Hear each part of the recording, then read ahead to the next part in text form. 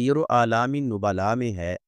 سیدنا امیر معاویہ رضی اللہ عنہ فرماتے ہیں، تم فتنوں سے بچتے رہنا، فتنوں میں پڑنے کی کوشش نہ کرنا، وگرنہ تمہاری زندگی برباد ہو جائے گی، نعمتیں زحمت اور تکلیف میں بدل جائیں گی، محرومیوں اور بحران تمہارا مقدر بن جائیں گی۔ صحابی کے اس فرمان کا مفہوم یہ ہے، جب دنیا میں اختلافات، ظلم، فساد اور قتل و غارت شروع ہوں تو عقل مند انسان خود کو ان فتنوں سے محفوظ رکھے، کسی بھی ظلم اور فتنہ پرور لوگوں کے ساتھ دعا سلام نہ رکھے، بلکہ علم،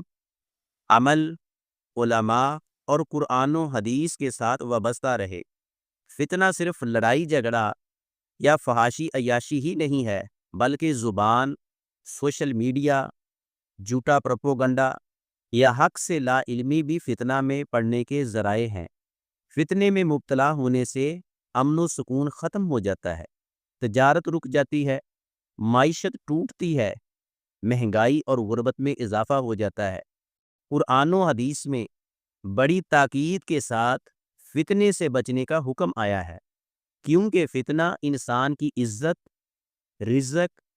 ایمان، دلی سکون سب کچھ چھین لیتا ہے، پھر انسان حسرت و ندامت میں جیتا ہے۔